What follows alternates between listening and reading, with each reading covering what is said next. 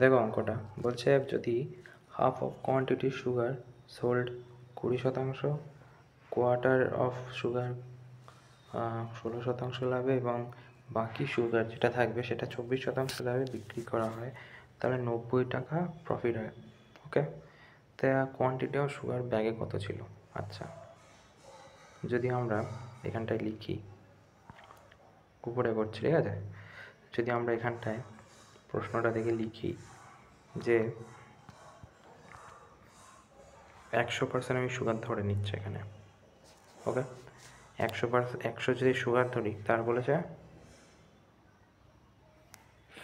Profit 20%, half মানে 50 sugar, half মানে 50, বলছে 1/4 কোয়ার্টারলি মানে কি 1/4, 100 1/4 কত হয়?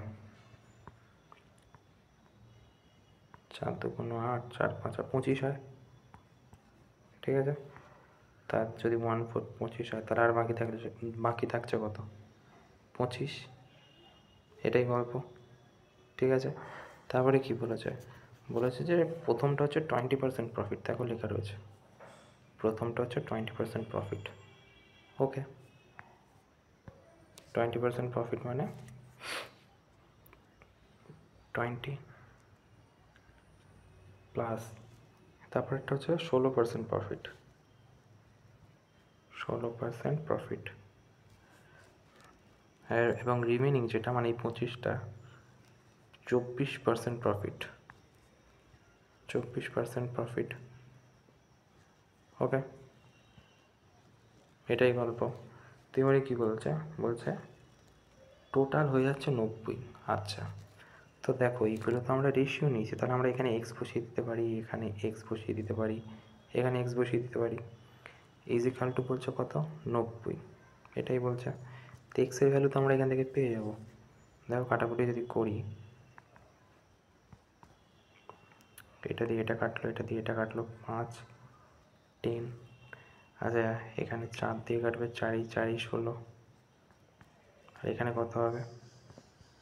4 6 24, তাহলে কী দাঁড়াচ্ছে? তাহলে দেখো দাঁড়াচ্ছে 10x প্লাস এটা হচ্ছে 4x প্লাস, দেখো এটা 6x, তাই না?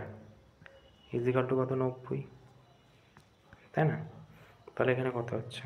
20, 20 এর ভ্যালু হচ্ছে 40, এক্সের ভ্যালু হচ্ছে 90, তাই না? এক্সের ভ্যালু হয়ে যাচ্ছে তাহলে 90/2, 90/20, তাই 0 0 কেটে গেলে কত হচ্ছে? 4.5, তাই তো। তো আমাদের কী বলেছে প্রশ্নে? দেখো প্রশ্নে বলা আছে the cost price of entire quantity, cost কত ছিল? 100 টাকা। এন্টায়ার কোয়ান্টিটি মানে ইন্টু 100 কত হয়ে যাচ্ছে? 450, তাই না? 100 করলে তাহলে উত্তর 450 হবে।